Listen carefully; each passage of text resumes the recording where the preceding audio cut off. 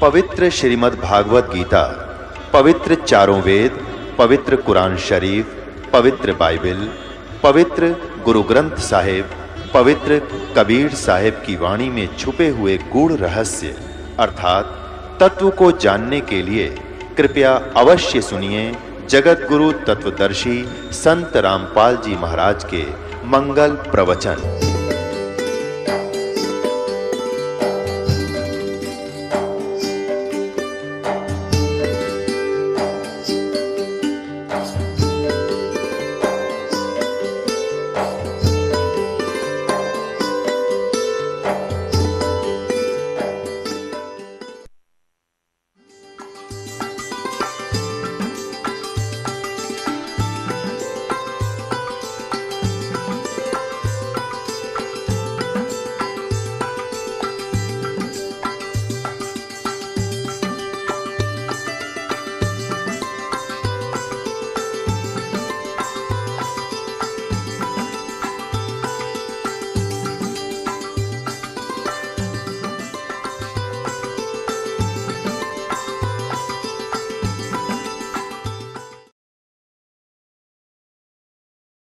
तो परमात्मा ने बताया है कि गुरु मानुष कर जानते ते नर कहिए अंध, महादुखी संसार में फिर आग गए यम के फंद।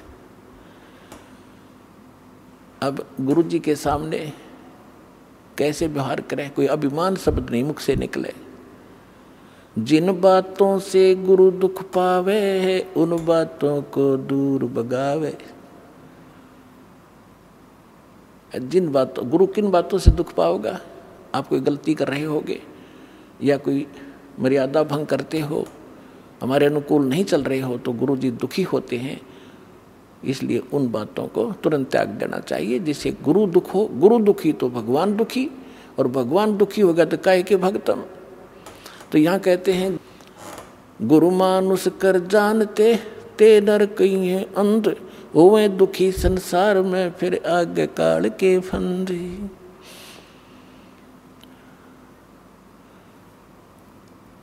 गुरु को पुरुष कर जाने और पूरे गुरु की सेवा ठाने।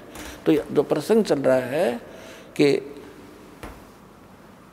आप जी ने गुरु जी को परमात्मा मानना चाहिए, गुरु जी को एज ए गॉड ट्रीट करना चाहिए। क्योंकि जब आप यहाँ से शरीर छोड़कर जाओगे, जैसे आपको कथा सुनाते हैं कई बार कि अजाजील नाम के एक भगत थे, जैसा उनको गुरु मिला उसने अपने उस साधना की परिणाम यज्ञ ही किया उसने, और वो वहाँ जाकर उसकी परीक्षा हुई तो फेल हो गया। तो खाक परीक्षा की, खाक उसने साधना की, सामने लड़का खड़ा कर दिया और उसके वचन का है, और भगवान कह रहे हैं परिणाम कर, फिर अपनी औकात नहीं भूला वो। तो तुरंत अगर उसमें सच्चे ढंग से की होती तो वहाँ अकड़ मिलती ही नहीं, उसमें वो अभिमान ही नहीं मिलता, तुरंत कर देता। अपने बालक को, अपने बच्चे को हम कंधे बैठाते हैं, अपने बेटा बेटी को सिर पर बैठा लेते हैं, ऐसे कंधे बैठा कर उसके दोनों पैर पकड़ लेते। तो वहाँ क्या दिक्कत थी उस मूर्ख को, बिना ज्ञान के ऐसे मार खाता इंसान। तो पुण्यात्मा, जब आप यहाँ से शरीर छोड़कर चलोगे, ठीक आपकी साधना जो कर रखी है वो जैसे मूल कमल से चलोगे, और मूल कमल से चल के फिर आपका जो सब, क्योंकि मूल कमल फिर स्वाद चक्र, नाभि चक्र, हृदय कमल, कंठ कमल, फिर त्रिकुटी पर पहुँचोगे। तो यहाँ तक तो आपका अकाउंट क्लियर मिलेगा, लेकिन त्रिकुटी पर जाके वहाँ आपकी परीक्षा होगी। दास के रूप में परमात्मा मिलेंगे, और जैसा आपका यहाँ व्यवहार है, विचार है, जैसी श्रद्धा है, जैसा दोष या निर्दोष आप अपने गुरु को मानते हो, तो वहाँ भी आपके ज्यों के तो मिलेंगे।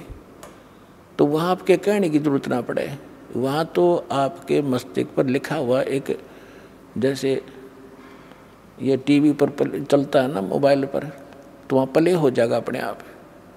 और वह कहते वहाँ का फिर वापस हुआ, फिर कभी नहीं वापस जा पाएगा। तो पुण्यात्माओं, जो काम करो तो ढंग से करो, जिस मार्ग पर लगते हो सफलता तभी मिलेगी। तो गुरु जी को यहाँ आपने एज ए गॉड ट्रीट करना है। अब आपको कुछ भक्तों के अनुभव सुनाते हैं, उसके बाद सत्संग सुनाएंगे शेष। आइए अब हम उन श्रद्धालुओं के अनुभव जानते हैं जो जगत गुरु तत्वदर्शी संत रामपाल जी महाराज जी से दीक्षा प्राप्त कर चुके हैं तथा उनके द्वारा बताए गए भक्ति मार्ग पर चल रहे हैं। नमस्कार सर। सर क्या शुभ नाम है जी आप जी का? मुझे मुरलीदास कहते हैं सर। सर कहाँ से आए हैं आप? मैं पाली राजस्थान से का रहने वाला हूँ। सर क्या काम करते हैं आप? मैं पेशे से अध्यापक था और अब रिटायर हो चुका हूँ, 3 वर्ष हो गए। सर परम संत सतगुरु रामपाल जी महाराज की शरण माने से पहले आप कौन सी भक्ति करते थे?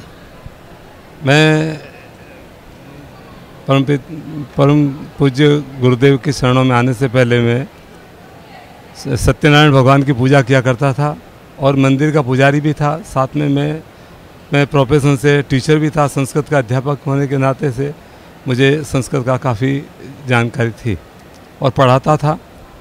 इसके साथ ही मैं हनुमान जी की, विष्णु भगवान की और महादेव जी की पूजा किया करता था। तो ऐसी स्थिति में जब उनकी पूजा किया करता था तो मैं उन्हीं को सब कुछ मानता था, उन्हीं को परमपिता परमेश्वर मानता था। लेकिन कबीर साहिब को मैं जरूर मानता था क्योंकि मैं जन्म से कबीरपंथी हूँ। इसलिए क्या है कि मुझे कबीर साहब के बारे में इतना जरूर जानता था कि ये परमपिता परमेश्वर है, लेकिन उसके बारे में उससे ज़्यादा मैं कुछ नहीं जानता। सर जो भक्तियाँ आप करते थे, जो मंदिर में आप पुजारी भी थे तो पूजा भी करते थे और भक्तियाँ भी करते थे, तो उस भक्ति का आपको क्या लाभ मिलता था? उस भक्ति से लाभ तो मिलता था, लेकिन मैं ये सोचता हूँ कि मुझे सही ज्ञान नहीं होने से वो भक्ति वहीं ख़त्म हो जाती थी। यदि मेरे साथ में कोई ऐसा बुरा व्यवहार करता था तो अनायासी या ऐसे ही मैं उसे श्राप दे देता था, या कभी कोई ऐसा अच्छा काम करता था तो मैं उसको आशीर्वाद भी दे देता था। तो ऐसी स्थिति में मैं खाली हो चुका था। मुझे ये पक्का मालूम है कि जब मैं मंदिर की पूजा छोड़ी तो उसके बाद में मेरी स्थिति ये बनी कि मेरे साथ में अगर कोई ऐसी घटना भी घटा देता था तो मुझे भुगतना पड़ता था। मतलब मेरी भक्ति सारी ख़त्म हो चुकी थी। ये बात मैं अच्छी तरह से जानता हूँ। सर परम संत सतगुरु रामपाल जी महाराज की शरण में आप कैसे आए? 2001 में जब परमेश्वर के स्वरूप स्वयं रामपाल जी महाराज जब पाली राजस्थान में अपना प्रवचन दिया था, तब आपने ये बात बताई थी कि भगवान कबीर साहेब, परमेश्वर कबीर साहेब, ऐसे शब्दों का जब प्रयोग किया तो मेरे दिमाग में यह आया कि ये परमेश्वर कैसे कह रहे हैं, ईश्वर कैसे कह रहे हैं इन्हें, ये तो एक रास्ता दिखाने वाले हैं। लेकिन इतना मैं जरूर जानता है कि ये जन्मे नहीं है और सशरीर आए हैं, सशरीर चले गए। लेकिन फिर भी मतलब इनके प्रवचन सुन करके 2001 में मुझे शंकाएँ उत्पन्न हुई। इनकी बातों को लेकर के मैंने वेदों में भी देखा है, मैंने गीता जी को अच्छी तरह से देखा, उनके अनुवाद को देखा मैंने, और परमात्मा ने जो मतलब परमात्मा में सतगुरु रामपाल जी महाराज को कहा करता हूँ, परमात्मा ने जब ये बात बताई कि सर्वधर्मम परित्यज्य माम एकम शरणं व्रज, तो ऐसी इस वाक्य को मैं संस्कृत में अनुवाद करके मैं 10वीं में भी पढ़ाता था, 9वीं में भी पढ़ाता था। तो मैं वही बात बताता कि मेरे शरणों में आ जा। तो ऐसी स्थिति में जब मैंने ये देखा कि व्रज का अर्थ तो जाना होता है, जैसा कि आज भी 9th और 10th क्लास की किताब के अंदर 2 जगह पर ऐसा व्रज शब्द का प्रयोग किया, जाना आना होता है। तो मैंने उसको बार बार देख करके मैंने कहा जब ये स्वयं अर्जुन पहले से ही था, शरणों में था, तो फिर आने के लिए क्यों कह रहे हैं? इसके साथ में और भी कई ऐसे श्लोक हैं। तो मैं उसको देख करके मैं आश्चर्य में पड़ा। तो फिर 2002 में जब गुरुदेव वहाँ आए थे तब मैंने उनसे नाम लिया। 1 साल तक तो मैं यही देखता रहा कि ये कितना सच बोलते हैं, कितनी सच्ची बात है, ऐसी कोई बात है। तब मैंने 2002 में नाम लिया और मतलब मैं परीक्षा लेने का तो मैं अधिकारी नहीं हूँ, लेकिन मैं ये जरूर देखता था मैं कहाँ गलत हूँ। ये मेरे दिमाग में अच्छी तरह से बैठ गई कि गुरुदेव बिल्कुल सही बात बता रहे हैं कि कबीर साहब ही पूर्ण ब्रह्म है और इनके ऊपर कोई नहीं। सर जैसे आप संस्कृत का अध्यापक रह चुके हैं और आप अब सेवानिवृत्त भी हो चुके हैं, तो अभी जैसे परम संत सतगुरु रामपाल जी महाराज से नाम उपदेश लेने के बाद आपको पता चला कि व्रज का मतलब आना होता है या जाना होता है, तो पहले आप वर्ज का मतलब आना बता रहे थे और बच्चों को भी आपने पढ़ाया आना होता है, और आपने भी पढ़ा कि वर्ज का मतलब आना होता है, जो कि गलत था। और परम संत सतगुरु रामपाल जी महाराज से नाम उपदेश लेने के बाद आपको यथार्थ उसके सरलार्थ का पता चला कि वर्ज का मतलब जाना होता है, आना नहीं होता, कि जाना होता है। और ऐसे ही एक शब्द है गीता जी में कि उत्तम और एक अनुत्तम, तो शायद ये भी आपने अनुत्तम का भी अति उत्तम बताया होगा बच्चों को। और मैं आपसे यही जानना चाहूँगा कि हमारे दर्शकों की जानकारी के लिए कि उत्तम और अनुत्तम का क्या मतलब होता है। ये तो एक साधारण सी बात है कि उत्तम का अर्थ होता है बहुत अच्छा, उत्तम का अर्थ होता है अच्छा, और अनुत्तम का अर्थ होता है घटिया। लेकिन गीता जी में जो इसका अनुवाद किया है, मैंने जयदयाल जी गोविंद का जी की भी गीता जी की पढ़ी है, ये जो गुरु जी के पास में, वो मेरे पास में भी मैं भी पढ़ता था। हनुमान प्रसाद पोदार जी की भी पढ़ी है मैंने, और साथ में कहने जो है सुधांशु जी महाराज की भी पढ़ी है मैंने, देखी है। मुझे शौक़ है ठेठ से पढ़ने का, और मतलब जो है ऐसी खूब चीज़ें देखी है। देखने के बाद में मुझे मालूम पड़ा कि ये वास्तव में अनुत्तम का अर्थ परमात्मा ने, मतलब सदगुरु ने साहिब ने ही हमको ये बात बताई कि अनुत्तम का अर्थ घटिया होता है। लेकिन वास्तविकता यही है कि वह काल ने कहा है, ये सारी गीता का जो उपदेश दिया है अर्जुन को, वह काल ने कहा है, अर्जुन ने, मतलब कृष्ण ने नहीं कहा। हम कृष्ण को ही मानते आ रहे थे, और 12वां अध्याय और 15वां अध्याय में नित्य किया करता था, जिसके 20 श्लोक हैं, मैं कंठस्थ थे मुझे, और मैं ये किया करता था, लेकिन मैं समझ नहीं पाया। वैसे बात बताऊँ, अनुत्तम का अर्थ तो घटिया ही होता है, चाहे भले ये चारों शंकराचार्य कहते हैं उससे बढ़कर के कोई उत्तम नहीं होता है। ये बिल्कुल समझ से बाहर है, भले वो अपनी हेंकड़ी जमाने के लिए कहें या अपनी बात को सत्य करने के लिए कह रहे हैं, गलत कह रहे हैं, उनको सोचना चाहिए, इसके ऊपर वापस अमल करना चाहिए उनको। सर, मैं समझता हूँ कि परम संत सतगुरु रामपाल जी महाराज से नाम उपदेश लेने के बाद आपको सबसे बड़ा लाभ तो ये मिला कि आपको वरज और अनुत्तम के मतलब का पता चला। और दूसरा, मैं आपसे ये जानना चाहता हूँ कि सतगुरु रामपाल जी महाराज से नाम उपदेश लेने के बाद आपको और क्या लाभ मिले। अगर मैं परमात्मा के मेरे ऊपर जो कृपा हुई है, वो अगर मैं बताने बैठ जाऊँ तो सारा दिन मेरा लग जाएगा। मैं 11 साल होने को आए, 10 वर्ष से ज़्यादा हो गए मुझे नाम लिए हुए। सन 2002 में मैंने नाम लिया है। परमात्मा की ठेठ से मेरे ऊपर कृपा रही है, और परमात्मा मुझे कहा करते थे कि शास्त्री, मैं संस्कृत पढ़ाते शास्त्री, तो देख इसको कि वास्तव में कितना सही है और कितना गलत। मैंने कहा मालिक आप बिल्कुल सही कह रहे हैं। सोजत में जब परमात्मा ने प्रवचन दिया था, उस समय मुझे काफ़ी ऐसे मतलब नज़दीक बिठा करके मेरे से बातें की थी, मुझे याद है वो। अब मैं दो मुख्य घटना मैं आपको बताऊं कि मेरे यहाँ पर आज से करीबन 3 साल पहले, 3 साढ़े 3 साल पहले की बात है कि मेरे यहाँ पर मकान के ऊपर से, जो मैं नया मकान बना रहा था, उसके ऊपर से एक लाइन जा रही थी 3 फेस कनेक्शन की, तो बिजली की। तो मैं उसको हटा करके बाहर से ले जाना चाहता, खंबा लगाया। तो मेरा ही एक स्टूडेंट है करीबन 20-22 साल का, वो वहाँ पर आया और ऊपर चढ़ रहा था, दूसरे साथी और भी थे। तो उस एक तार को काट करके कनेक्शन कर दिया, ऊपर से काट के, फिर दूसरा तार काट करके जब कनेक्शन कर रहे थे कि वो तार जाकर के 11,000 kV की लाइन जो जा रही थी उससे जाकर के टच हो गई। टच होते ही वो जो ऊपर बैठा था 20 फुट ऊपर खंबे के ऊपर, बिजली के खंबे पर, उसके शॉर्ट लगा और वो ऊपर से नीचे गिर गया। नीचे गिरते समय मैंने मालिक से प्रार्थना की, हे मालिक, हे गुरुदेव, इसको बचा लीजिए। मैं आपको सही अर्ज करूं, वो बच्चा नीचे गिरा, नीचे गिरते ही खड़ा हो गया, और खड़ा होकर के मैंने कहा बेटा तेरे कहीं लगी थी। मैं बेटा इसलिए कहता हूँ, मेरे स्टूडेंट्स को हमेशा बेटा कह के मैं बुलाता हूँ, मुंह से निकल गया मेरे, बेटा तेरे को क्या हुआ, कोई लगी तो नहीं।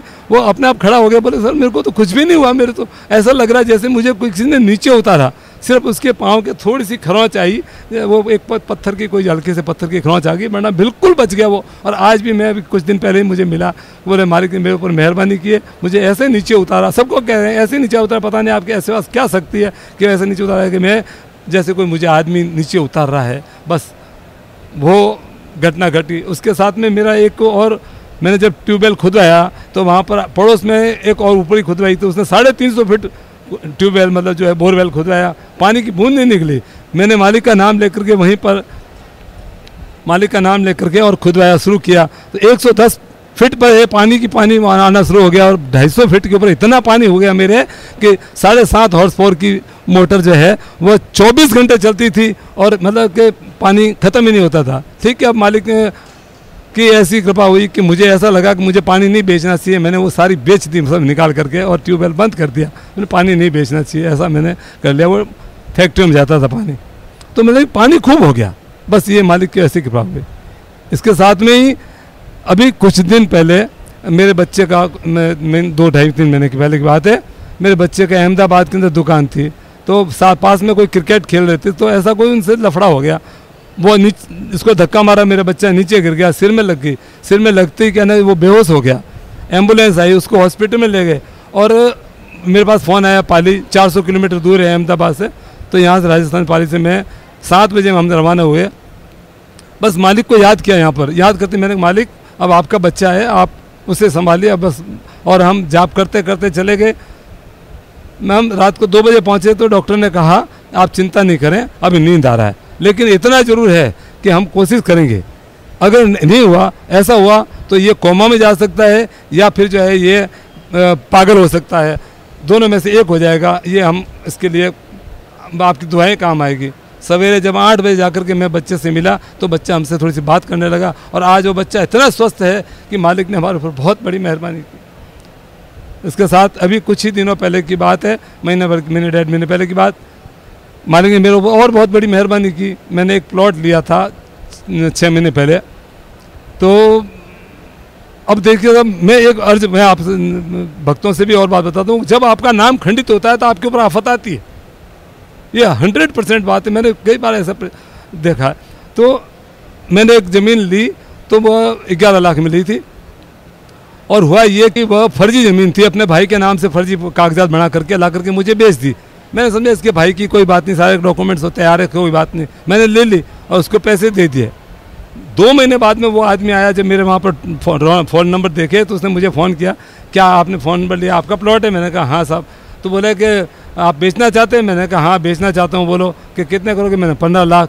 तो उसने कहा आप कागजात लेकर ओरिजिनल आ जाओ मेरे पास में। मैं उसकी जगह पे वहाँ जहाँ रहता वो आया था बम्बई से, मैं वहाँ गया, जा कर के उससे मिला तो वो बोले कि ये फर्जी है सारे, मेरे साइन भी नहीं है, मेरा फ़ोटो भी नहीं मिल रहा, पुराना फ़ोटो ला करके दे दिया आपको, आप फंस गए, अब आप मैं कोर्ट में केस करूँगा, आपकी ज़मीन गई, आपके पैसे गए।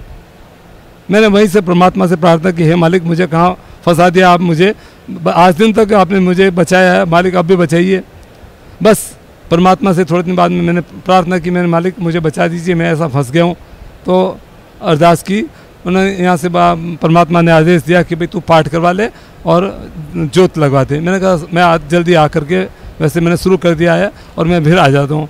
तो 15-20 दिन बाद में आया, आकर के मैंने जो है पाठ करवाया, पाठ के पैसे लिए, सब कुछ लिए और जोत करवाई और मैं चला गया।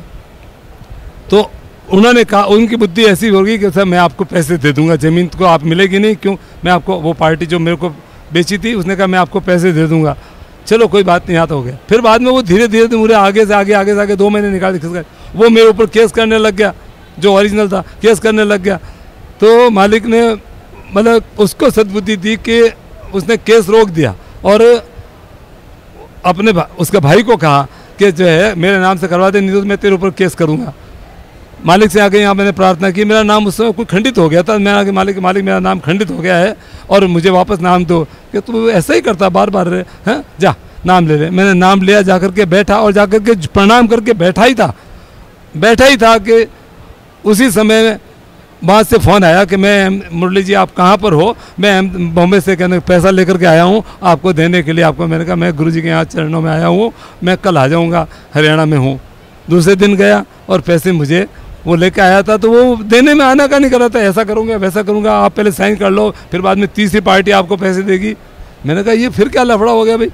मैंने उसी समय मतलब 5 या 6 बार मैंने सतनाम का जाप किया, जाप करते उसकी बुद्धि फिर गई और उसने कहा अच्छा ठीक है पैसे आपको वैसे ही दे देंगे।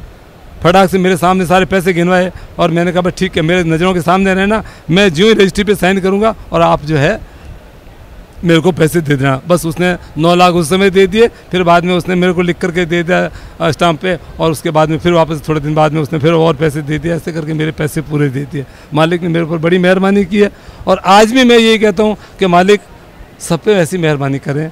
मालिक सर, आप संस्कृत के अध्यापक रहे हैं, बच्चों को पढ़ाया है। वर्तमान के कुछ संत महंत ये कहते हैं कि संत रामपाल जी महाराज को वेदों का ज्ञान नहीं है, गीता जी का ज्ञान नहीं है, तो आपका क्या कहना है उसके बारे में? मैं इसके लिए आपसे निवेदन करूं, परमात्मा बिल्कुल सत्य कह रहे हैं। हाँ, इतना जरूर है कि हरियाणा की भाषा में और हिंदी में थोड़ा सा अंतर होने के कारण से यहाँ के लोगों का उच्चारण मैं देख रहा हूँ वो अलग प्रकार का है। तो परमात्मा अपनी वाणी में यहाँ की लोकल भाषा में बोलते हैं, समझाने के लिए बोलते हैं, तो लोगों को समझ में आने की बात है। तो ऐसी बात परमात्मा को मैं संस्कृत की बात क्या करूँ, उर्दू की बात और क्या नहीं, इंग्लिश, और सभी भाषाएं आती है परमात्मा, ऐसी कोई बात नहीं। जैसे मैं आपको बताऊं साहब, वेदों में कबीर देव का प्रयोग किया है।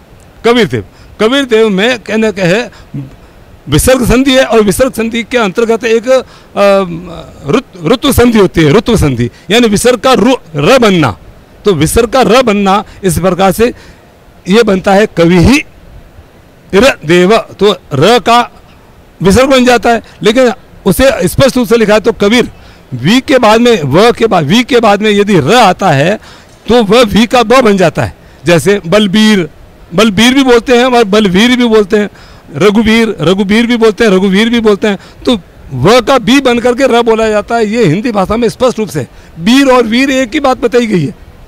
राजस्थानी में हो या यहाँ हरियाणा की भाषा में भी वीर और बीर में एक ही उसका अर्थ निकलता है। तो परमात्मा रघुवीर शब्द या मतलब कबीर शब्द का प्रयोग करते हैं जो वेदों में, वो बिल्कुल उचित है। इसी प्रकार से कुरान की सूरत फुरकानी 25 की आयत नंबर 52 से लेकर के जो 59 तक जो बात बताई गई है वो स्पष्ट रूप से कबीर साहब के बारे में ही है। मेरे मित्र ऐसे, मैं मालिक की कृपा से कभी कविताएं कहा करता था, तो मेरे ऐसे कवि मित्र हैं, मुसलमान है, जो कि शेर शायरी लिखते हैं, तो उनके साथ में रहा हूँ। तो उनसे मेरी मित्रता होने के कारण उनको भी मैंने बताया कि ये देखिए कबीर देव ही है, और कबीर ही गॉड है, कबीर ही परमात्मा है, कबीर ही अल्लाह है। अल्लाह का अर्थ मतलब अल्लाह का, अकबर का अर्थ और कबीर का अर्थ दोनों का एक ही अर्थ होता है, महान। कबीर का अर्थ भी महान होता है और अकबर का अर्थ भी महान होता है। तो आपने उसका अर्थ महान ले लिया तो महान कबीर ही है। तो परमात्मा को तो सभी भाषाओं का ज्ञान है। और रही बात संस्कृत की बात, अरे संस्कृत की बात उन्हें नहीं मालूम है। मैं कहता हूँ जयदयाल जी गोविंद से लेकर के और आसाराम जी तक को संस्कृत के बारे में कोई ज्ञान नहीं। वो सब एक दूसरे की नकल कर रहे हैं, एक दूसरे की नकल करते हुए आ रहे हैं। मैं सारी इनकी पुस्तकें उठा करके देखिए, परमात्मा की कृपा है, मेरे पास बहुत सी पुस्तकें ऐसी पड़ी है, मैं देखता हूँ, लेकिन वो सारी अनुवाद की हुई। राम सुखदास जी ने भी भले 17-18 पेज भर लिए हैं, लेकिन कुछ नहीं है, कुछ भी नहीं है। उन्होंने मतलब साधक संजीवनी में फालतू लोगों को बरगलाने की बातें की है।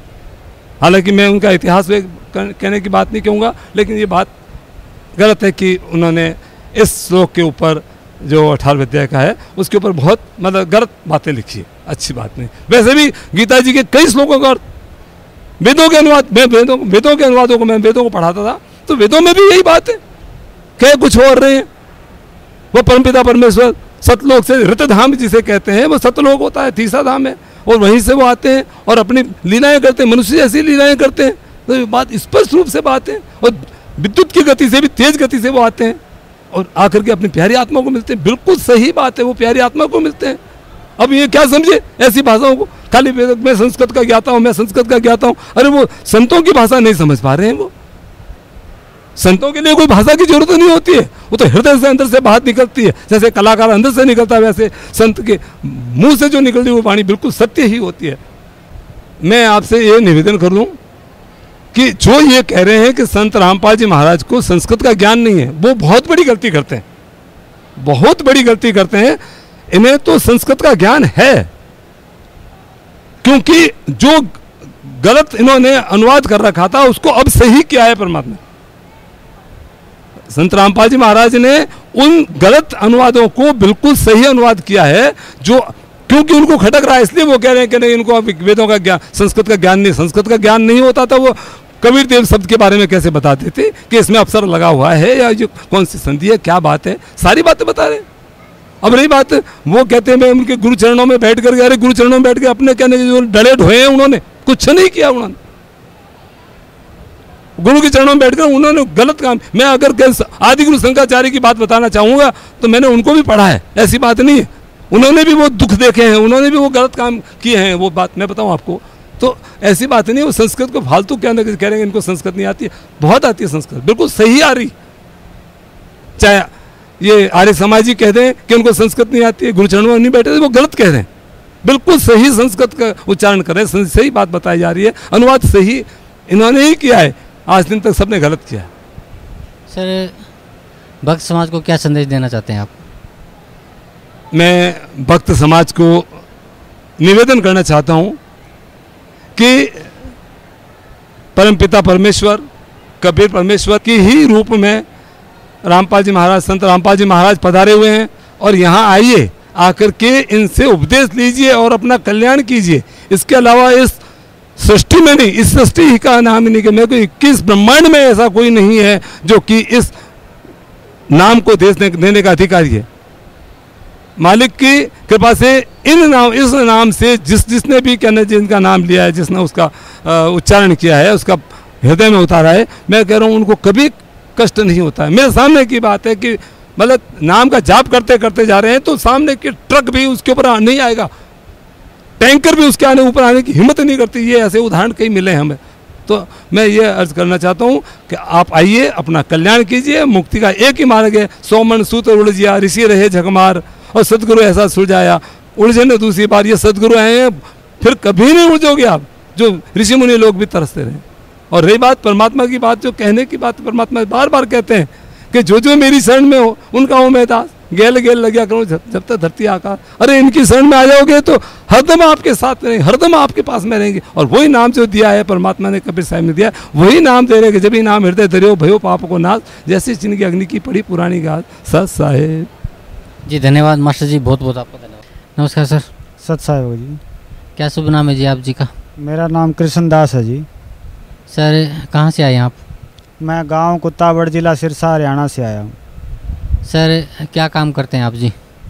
मैं कुम्हार जाते हूँ, मिट्टी के बर्तन बनाता हूँ जी। सर, परम संत सतगुरु रामपाल जी महाराज से नाम उपदेश लेने से पहले आप कौन सी भक्ति करते थे? सतगुरु के चरण में आने से पहले मैं रामदेव, जो देवता माना जाता है, उसकी पूजा किया करता था, और एक संत से नाम भी ले रखा था, जो कम से कम मैं 10 साल की उम्र में मैंने लिया था। उस संत के नाम लेने से पहले मैं जब रामदेव जी की पूजा करता था, उससे मेरे को कोई लाभ नहीं होता था। मेरे घर में भी परेशानी रहती थी। मैं जो मिट्टी के बर्तन बनाता था, उसकी भट्ठी डालता था, उसके अंदर भी मेरा बहुत ज़्यादा नुकसान हो जाया करता था। तो जो मैंने गुरुदेव से नाम लिया था पहले वाले से, उससे जो बचपन से साधना थी, उसको जो नाम बता रखे थे, उन नामों को मैं बचपन से बड़े प्रेम से लिया करता था। तो हमारे घर में कम से कम साल में 2 बार सत्संग बड़े होया करते थे, क्यों पिताजी सत्संगी हिसाब से चलते थे, और वो 2 सत्संग लाजमी कराया करते थे। तो वो गुरुदेव से मैंने बड़े चाव से नाम लिया था, और उनके जो मंत्र थे वो मंत्र देते थे, ओम शब्द निराकार, गुरु का वचन उतरे पार। उस शब्द की भक्ति करते करते मैं स्कूल में भी जाते वही नाम रटता था, घर पर आते भी उसकी मेरी रूटीन बन गई थी। उस रूटीन से क्या था, एक दिन हमारे घर में सत्संग होने लग रहा था। सत्संग हुआ तो कम से कम 1:30-2 बजे हमें आदेश दिया गया, अभी चाय बनाओ, सभी भक्तों को चाय पिलाओ और इनकी सेवा करो। हम 1:30 बजे से करीब में हमने चाय बनाई। चाय बनाने के बाद में सबको पिलाकर, और हमारा बड़ा भाई है वो कहने लगा भी आप जाके सो जाओ एक बार, उसके बाद में कोई और चाय 3-4 बजे मांगेंगे। सारी रात का सत्संग होता था, तो दोबारा फिर तेरे को उठा लूँगा। तो मैंने जब वो सिमरन करता था, उस सिमरन से मेरा एक ऐसा मतलब उसके अंदर लगन बन गई, तो ज़्यादा से ज़्यादा मैं करा करता था। उस सिमरन करते ही मैं उस बेड पर सो गया। तो सोते ही मेरे को इतना भयंकर प्रकाश हुआ तो उसको मैं वर्णन नहीं कर सकता, इतना भयंकर प्रकाश। मेरा एकदम डर गया। तो मैं उसी समय एकदम अचानक से उठा तो मेरा बदन पसीनो पसीन हो गया। मैंने समझा भी ये तेरे साथ ये क्या चांस हो गया, मैंने कभी ऐसा देखा नहीं था। तो मैंने सुबह जो गुरुदेव आए हुए थे उनसे मैंने ये प्रश्न किया भी गुरुदेव मेरे साथ तो ये रात 1-1:30 बजे बाद में ये चांस हो गया और मेरा इतना भयंकर प्रकाश हुआ जो लाल रंग का था। तो गुरुदेव कहने लगे तू डर गया तो तेरे को डरना नहीं था, इसके बाद में हरा रंग का प्रकाश आएगा, उसके बाद में सफ़ेद आएगा, जो सफ़ेद आएगा वो तेरा प्रकाश होगा ना जो वो बिल्कुल सही होगा। तो मैं को गुरु जी अब मैं क्या करूं, तो अब तेरे से ये नहीं बनेगा, तो फिर इसका कोई इलाज करो। तो गुरुदेव कहने लगे भी आप भक्ति करते रहो। तो मैंने भक्ति और करी, 3-4 साल तक भक्ति और करी। मेरे को उल्टा नुकसान होना, घर में भी नुकसान होना शुरू हो गया। उसके बाद में धीरे धीरे जो भट्टियों में नुकसान होता था, मैंने वो गुरुदेव से प्रार्थना करी भी ये मेरा घर में बिजनेस में भी नुकसान हो रहा है, उसको कुछ उन्होंने जो भी मतलब धूप बत्ती बना के देते थे वो भी किया, उन्होंने जल मंत्र के दिया वो भी किया मैंने, और जो रामदेव का हमने जागरण वगैरह वो भी करवा के देख लिया, मेरे को कुछ फ़ायदा नहीं हुआ। तभी हमारे रिश्तेदार कहने लगे भी यहाँ पे राजगढ़ के पास में एक मुसलमान है, उसके पास जाओ, वो जो भी मतलब इलाज करता है वो पक्का करता है। तो मैं वहाँ पे भी गया।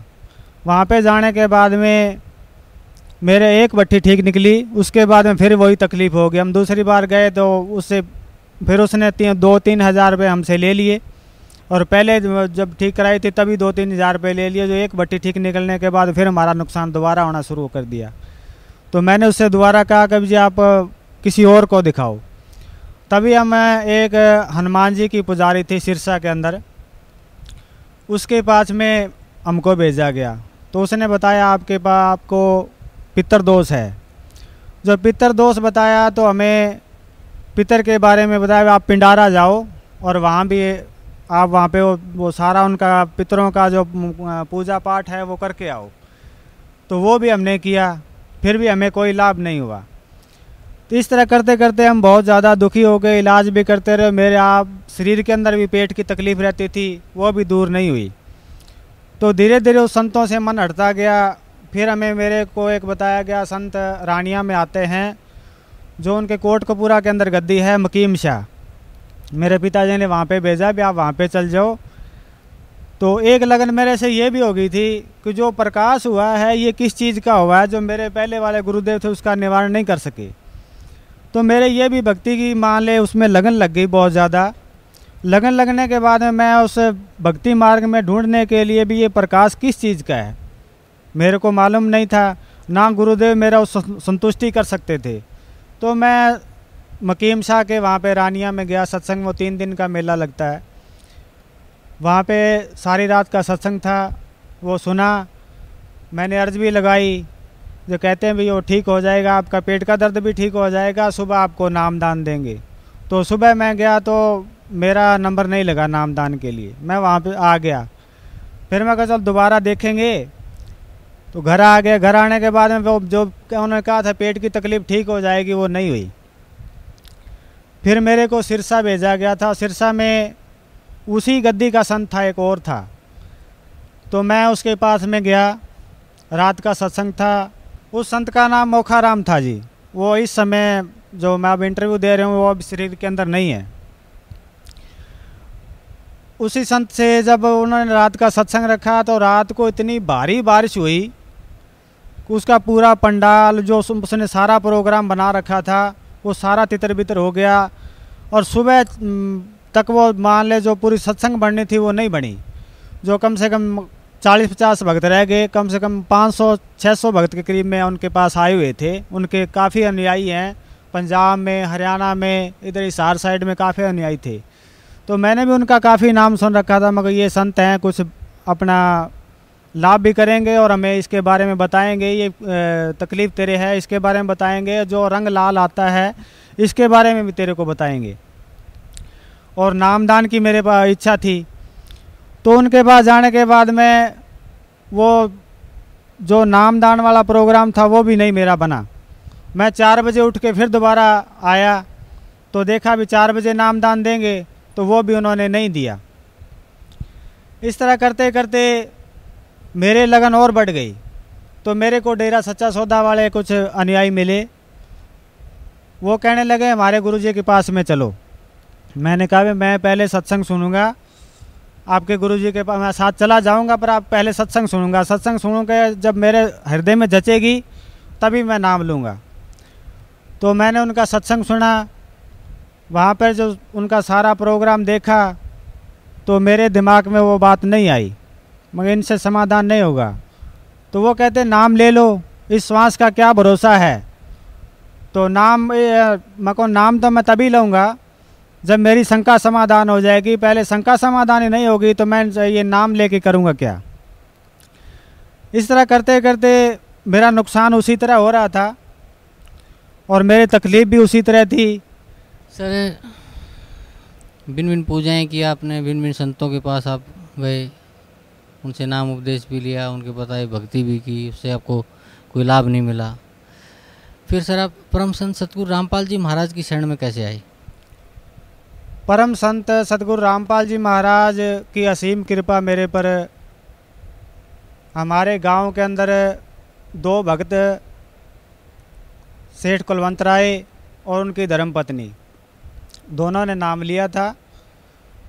तो मैं बाज़ार से स्कूल की तरफ जा रहा था। स्कूल की तरफ जाते जाते उन्होंने मेरे को आवाज़ लगाई। उनको पता था भी ये साल के अंदर सत्संग करवाते हैं और कबीर पंथ की सत्संग करते हैं। तो उसने आवाज़ लगा के मेरे को कहा भी छोटू इधर आ। तो मैं उनसे ज़्यादा लिंक नहीं रखता था, ना ही उनसे इनका मतलब इतना मेरा प्रभाव था, आना जाना नहीं था उनके साथ। तो मैंने मन में सोचा ये सेठ तेरे को क्यों बुला रहा है। तो जब वहाँ पे गया तो उसने कहा भाई आप किसको मानते हो। तो हमने कहा भाई हम तो कबीर साहब को मानते हैं। तो वो कहता आप कबीर साहब को मानते हो तो आप कबीर साहब के बारे में आपको कुछ कैसेटें दूँ, आपके पास डेक है? मेरे को डेक तो है।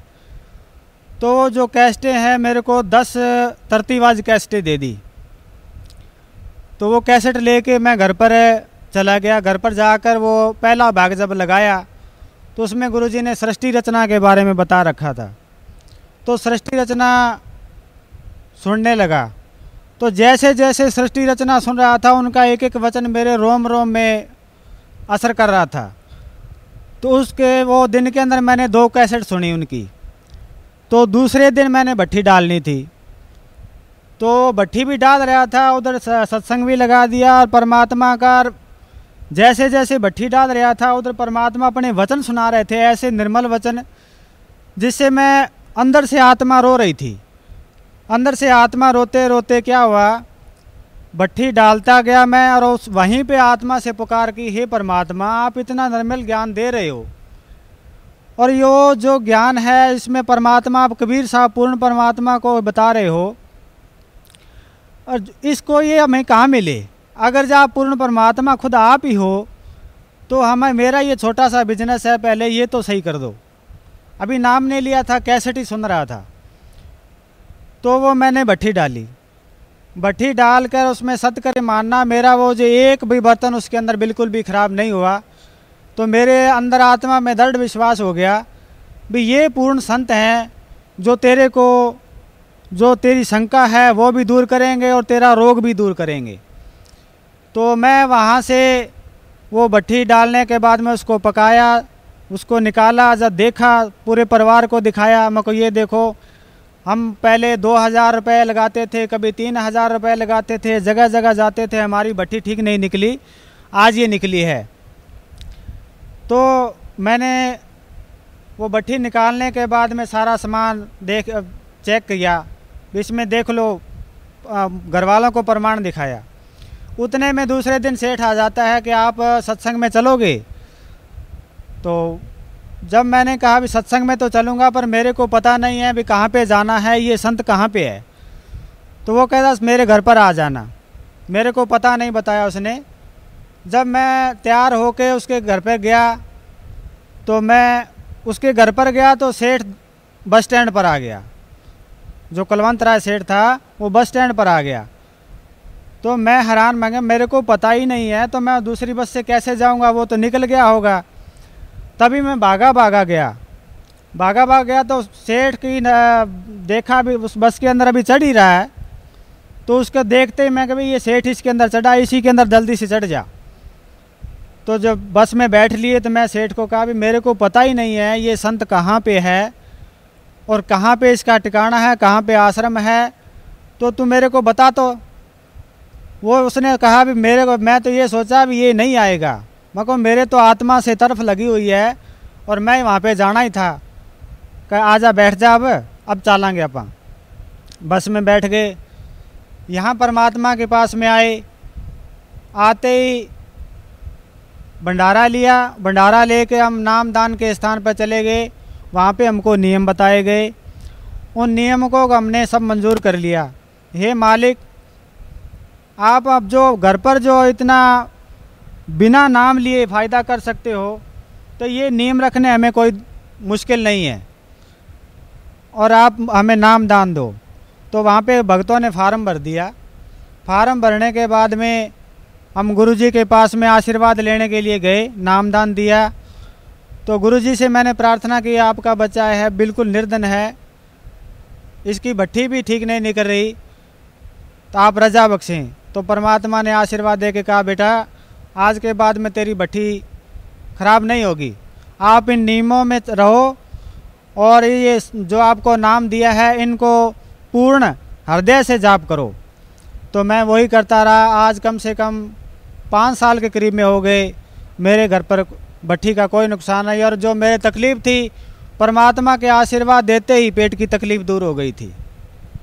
सर, आपको पहले काम धंधे में भी समस्याएं आ रही थी और आपको शारीरिक रोग भी था जो कहीं भी ठीक नहीं हो रहा था। परम संत सतगुरु रामपाल जी महाराज से नाम उपदेश लेने के बाद आपका शारीरिक रोग भी ठीक हो गया और आपका काम भी ठीक हो गया। तो सर, भगत समाज को आप क्या संदेश देना चाहते हैं? भगत समाज को मैं यही संदेश देना चाहता हूँ कि जो ये जीवन मिला है परमात्मा को पाने के लिए मिला है, जो हर जीव का अधिकार है, जो मनुष्य जन्म मिला है, जो स्त्री है या पुरुष, उन सब का ये पूर्णतः अधिकार है कि वो परमात्मा को पाने के लिए ही हर जगह लगे हुए हैं। कोई देवता की पूजा करता है, कोई मंदिर में जाता है, इसी श्रद्धा से जाता है कि मेरे को परमात्मा मिले। लेकिन सतगुरुदेव ने जो एक एक प्रमाण दिखाकर हमें सतमार्ग दिखाने की कोशिश की है और सतमार्ग दिखाते हैं वास्तव में, तो जो हमारे भक्त भाई हैं जो देवता की पूजा करते हैं, मंदिरों में जाते हैं और अलग अलग से संतों के पास में लगे हुए हैं, उनसे प्रार्थना है कि एक बार पूर्ण संत सतगुरु रामपाल जी महाराज के ज्ञान को भी सुने और उनकी पुस्तकों को बड़े ध्यान से पढ़ें। उनको पढ़ने के बाद में भी आपको कोई त्रुटि लगे तो सतलोक आश्रम बरवाला में आकर उस समस्या या फिर आपका जो प्रश्न है उसका समाधान करवाएं।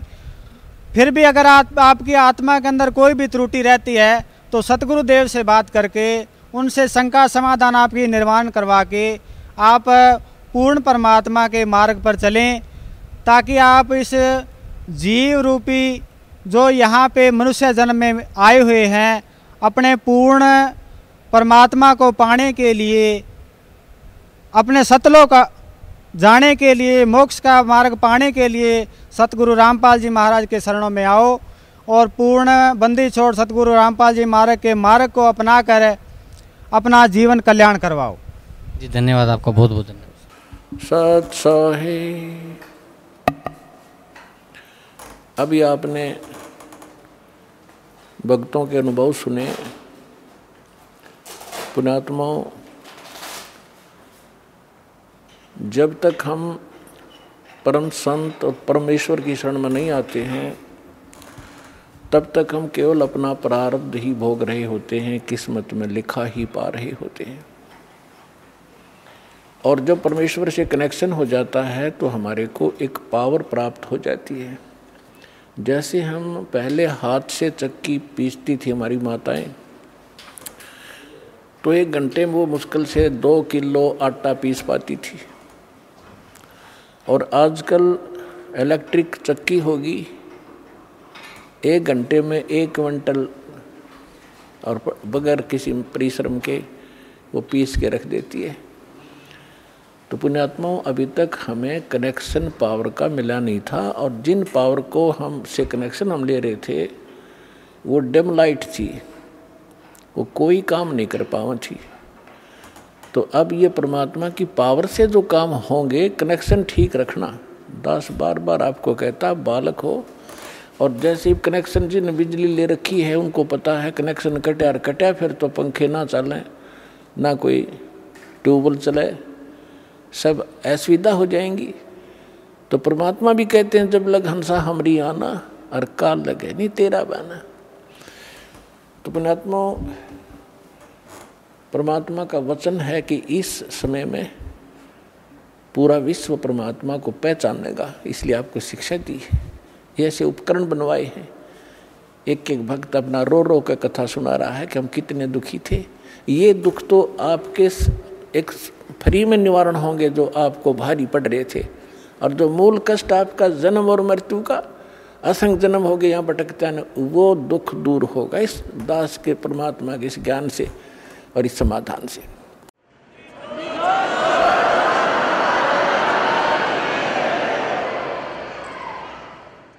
कबीर साहब कहते हैं, पर्वत पर्वत में फिरा कारण अपने राम, राम जैसे संत मिले जिन सारे सब काम। आज प्रसंग चल रहा है कि मात पिता मिल जाएंगे 184 माही, सतगुरु सेवा और बंदगी भाई फेर मिलन की नाही। तो परमात्मा अपनी महिमा को अपने ऊपर ही चित्रार्थ करके सुनाते हैं कि पर्वत पर्वत में फिरा कारण अपने राम, राम जैसे संत मिले जिन सारे सब काम। तो उसके लिए कहते हैं, गुरु गोविंद दोनों खड़े काके लागू पाए, बलिहारी गुरु अपना जिन गोविंद दियो मिलाए। अपनात्माओं,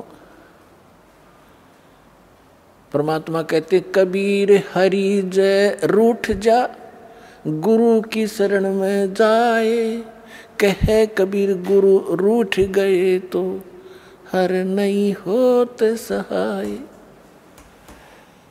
अब जैसे किसी व्यक्ति को सुख प्राप्त है और चाहे वो भक्ति कर रहा है नहीं कर रहा है, तो आम व्यक्ति ये कहा करता है कि इसका भगवान राज्य है, इसका परमात्मा इस पर प्रसन्न है। और जिनके ऊपर दुख पे दुख आ रहे होते हैं तो वो अपने आप ही कहा करता है कि हमारा राम रूठ गया, हमारा भगवान रुष्ट हो चुका है, हमारा भगवान रुष्ट है, इसलिए हमें दुख हो रहे। तो यहाँ कबीर साहब कहते हैं, कबीर हरि जय रूठ जा गुरु की शरण में जावे, कहे कबीर गुरु रूठ गए तो हर ना होत सहाय। गुरु गोविंद दोनों खड़े किसके लागू पाए, बलिहारी गुरु अपना जिन गोविंद दियो मिलाए। अब जैसे उदाहरणार्थ कोई जंगल में खेतों में मजदूरी कर रहा है या कार्य कोई कर रहा है, एक मटका पानी का भर के रख लिया, जब तक वो जल उपलब्ध है उस घड़े में उसको कोई प्रॉब्लम नहीं, जो कहीं से उठा भर के लाया है। और जब वो जल समाप्त हो जाता है तो वो असुविधा हुई, उसको प्यासा मर रहा है, तो उसका क्या तरीका है कि फिर से जाइए उस हैंडपंप या कुएं पर और फिर से वो जल प्राप्त कीजिए, और फिर सुविधा होगी, फिर जान बची। इसी प्रकार जब तक आपके पूर्व जन्म का संचित पुण्यों का घड़ा भरा है, आपका राम राज्य है, आपका भगवान प्रसन्न है, आपको कोई आपत्ति नहीं है, और जिस समय आपके पुण्य समाप्त हो गए तो समझो आपका राम रुष्ट गया, रुष्ट हो गया। अब पुण्य क्षीण हुए तो दुख हुए, दुख हुए तो राम रुष्ट गया, रुष्ट हुआ। तो क्या बताते हैं, कबीर हरि जय रूठ जा, गुरु की शरण में जावे, कहें कबीर गुरु रूठ गए तो हर ना करे सहाय। अब जैसे आपके पुण्य समाप्त हुए, जैसे जल खत्म हुआ मटके का, घड़े का, तो हैंडपंप के पास जाइए और उसकी सेवा कीजिए, भक्ति कीजिए, साधना कीजिए, उसको चलाइए और घड़ा भर लीजिए। अब परमात्मा ये उदाहरण देना चाहते हैं कि एक हैंडपंप तो गुरु और वांछित वस्तु जल गॉड, एक घड़े में जल रखा हो और हैंडपंप हो। आपसे कोई कहे कि मैं इन दोनों में से आप कौन सा सिलेक्ट करोगे, आप घड़ा चाहोगे, जल रखोगे या हैंडपंप रखना चाहते हो, तो अंडरस्टूड है कि इस हैंडपंप से तो लाखों घड़े भर लेंगे, और इस घड़े में तो जल है तो एक दिन भी पूरा नहीं हो सकता, चलेगा। तो यहाँ कहते हैं कि गुरु गोविंद दोनों खड़े, जल तो गोविंद है और हैंडपंप गुरु है, हैंडपंप से ही गोविंद मिल रहा है आपको। तो क्या आप पे उदाहरण देते परमात्मा, बलिहारी गुरु अपना, जिन गोविंद दियो मिलाए। हम तो बलिहारी गुरु के ऊपर जिसने गोविंद मिला दिया। तो परमात्मा क्या बताते हैं, फिर मर्यादा बताते हैं ऐसे सतगुरु की, भाई गुरु से अधिक ना कोई ठहराई, मोक्ष पंथ नहीं गुरु बिन पाई। आप नित्य नियम डेली पढ़ते हो, ये आप डेली पढ़ते हो, इससे ज्ञान यज्ञ का लाभ होता है, लेकिन इसको गहराई से विचार नहीं करते हो। ये आपको इसलिए दिए हैं, आपको दोनों लाभ होंगे, एक तो ज्ञान यज्ञ और साथ में आप सतर्क रहोगे तो लाभ होगा आपको। इसमें क्या बताया गया है, गुरु से अधिक ना कोई ठहराई, मोक्ष पंथ नहीं गुरु बिन पाई। राम कृष्ण बढ़ते हु पुर राजा, तिन गुरु बंद कीन निज काजा। गई भक्ति सतगुरु की करही, आदि नाम निज हृदय धरही। गुरु चरणन से ध्यान लगावे, अंत कपट गुरु से ना लावे। अब यहाँ परमात्मा बताते हैं कि गुरु से अधिक किसी को नहीं माने। अपने आत्माओं ये फाउल पॉइंट बताए जाते हैं सत्संग के माध्यम से, खिलाड़ियों को भी सिखाया जाता है कि तुम ऐसे करोगे तो फाउल हो जाओगे, ऐसे करोगे फाउल हो जाओगे।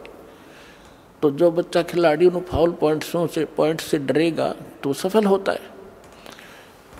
अब जैसे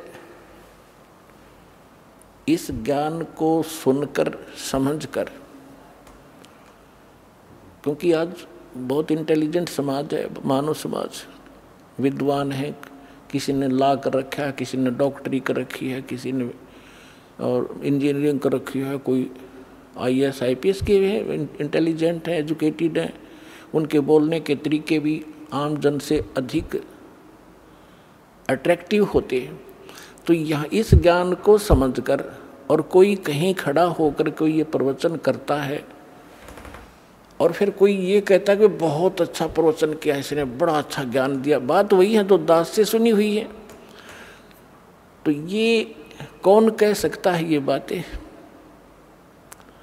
जिसने शराब पी रखी हो। गुरु के ज्ञान में और उसके द्वारा बताए गए उस ज्ञान में आप अंतर मान गए कि इसने बहुत बढ़िया बता दिया, तो आपने गुरु से अधिक माना उसको, तो आप फाउल हो जाओगे। एक सीधी सी बात है, किसी के घर चोरी होगी और किसी ने जाके संदेशा दिया कि भाई आपके घर पर चोरी होगी। अगर सामने वाले ने शराब नहीं पी रखी होगी तो तुरंत उस सतर्क होगा और पूछेगा भाई कितना के धन खराब हुआ, और जैसे भी फिर आगे बताएगा वो बहुत इतना ही पर्याप्त है उसको ये सुनना कि तुम्हारे घर पर चोरी होगी। और उसके साथ 2-3 और शराब पिए पड़े थे, उन्होंने भी सुन ली। वो शराबी कह रहा है आपका चोरी हो गई। तो जिसका चोरी हो रही थी उन्होंने बोला हाँ इसने बहुत बढ़िया सुर में बोला, बहुत अच्छा सुनाया। अरे भले आदमी, ये सुर में सुनाने से एक सिंपल वे से कहने से वो अच्छा कह रहा है, तो दोनों शराबी है वो।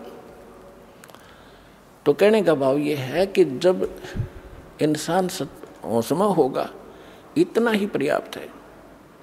तो कहते हैं गुरु से अधिक ना कोई ठहराई, मोक्ष पंथ नहीं गुरु बिन पाई।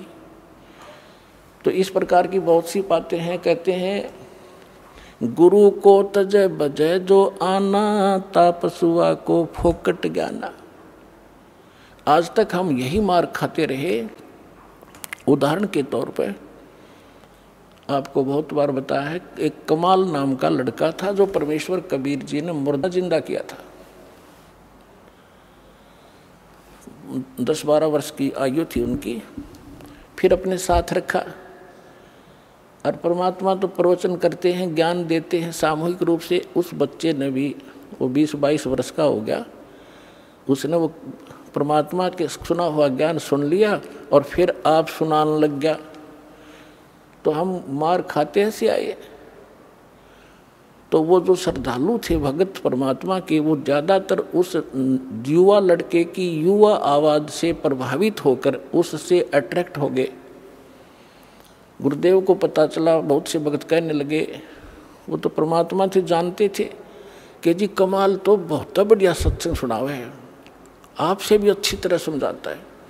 तो यही फेल हो गए वो। गुरु को तजय बजय जो आना, तापसुआ को फोकट ज्ञाना। परमात्मा ने बहुत बार कहा उसको, कमाल को, कि भाई अधिकारी के बिना कोई काम सफल नहीं हुआ करता बेटा, आप अपना कर्म बनाओ और इस हमारे बाग को खराब मत कर। लेकिन बहुत से श्रद्धालु हो गए थे, परमात्मा से रुष्ट होकर वो निकम्मी आत्मा की तो दूर जाकर आश्रम बना लिया। और जो उससे प्रभावित थे वो भक्त नकली, वो भी उसके साथ वहीं जाने लग गया, अलग से डेरा आश्रम बना लिया, वहाँ सत्संग करने लग गया। अब जब तक परमात्मा से प्राप्त उस ज्ञान से, आशीर्वाद से, नाम से उनकी बैटरी चार्ज हुई थी, तब तक तो उनके खूब पुण्य रहे, खूब सुख हो रहे थे। जाते थे वहाँ कमाल के पास तो उनको कोई महसूस नहीं हो रहा था कि हमने गलती कर दी। फिर 2-4 वर्ष के बाद उनकी लगी बिरानमटी होने, वो वहाँ जोगे भी नहीं रहे गुरु जी के पास, वो क्लियर हो रहे थे, उसके साथ चले गए। और सब अब अपनी अन्य पूजाएं फिर करने लगे, क्योंकि जो लाभ हो रहा था वो बंद हुआ और वो बैटरी चार्ज थी डिस्चार्ज होगी। अब उसने देखा कि भी संगत तो कम होगी, आना यहाँ पर मेरे पास। उसने एक ड्रामा रचा कि अभी कबीर साहब का प्रगट दिवस मनाएंगे और हम भंडारा करेंगे, सभी आना गांव नगर के। और कहा सब दूध लेके आना, कल खीर बनाएंगे।